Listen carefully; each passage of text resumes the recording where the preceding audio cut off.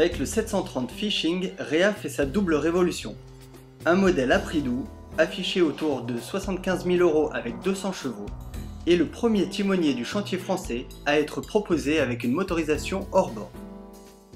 C'est une grande première pour Réa, c'est son premier moteur hors bord, c'est un pari quelque part, il fallait y croire. Nous avions besoin d'un bateau d'entrée de gamme, d'un bateau simple, d'un bateau de pêche, d'un bateau pas cher. J'ai l'impression, surtout moi j'avais l'impression que le moteur hors bord est quand même aussi un marché qui représente quelque chose.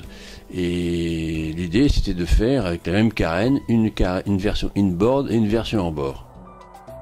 Ne vous y trompez pas, ce timonier de 7,30 m n'est pas un Réa au rabais. Hublots épais, accastillage massif, plat-bord boisé, la qualité de construction du 730 Fishing est identique à celle rencontrée sur les autres timoniers de la marque. En revanche, l'unité est dénuée de tout superflu.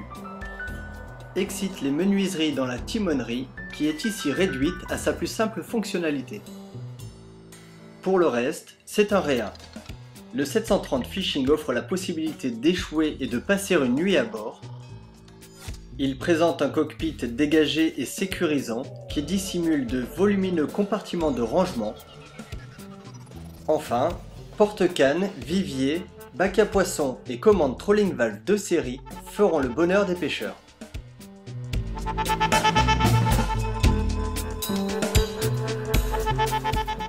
Mais au fait, n'y a-t-il pas de sacrilège esthétique à mettre un hors-bord sur un Réa?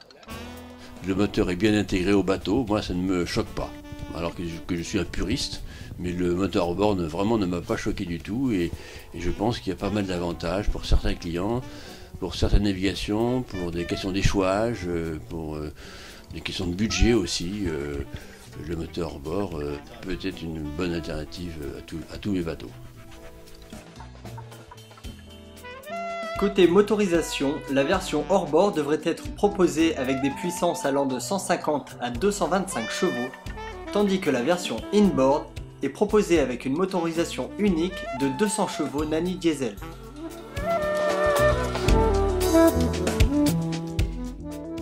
Au niveau du comportement, à vous de trancher entre sportivité et stabilité. Avec 225 chevaux, le 730 hors-bord se révèle un timonier très réactif, mais il demande à être beaucoup trimé pour maintenir son cap. A l'opposé, la version inboard et ligne d'arbre navigue comme sur un rail, mais elle plafonne à 24 nœuds en vitesse de pointe. La carène, commune aux deux modèles, est signée par le cabinet d'architecte Joubert-Nivelt.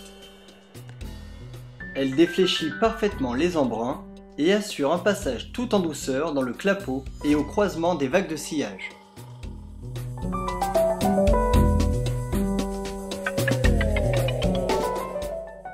En conclusion, Bertrand d'Anglade semble avoir gagné son pari avec ce Réa low cost, au succès déjà quasi assuré. Aujourd'hui, nous avons vendu une trentaine de bateaux. Sur 30 bateaux vendus, il y a, je dirais, 16-17 moteurs inboard et le reste en hors-bord. Mais je m'aperçois qu'il y a une très grosse clientèle hors-bord et je ne voulais pas rater ce marché.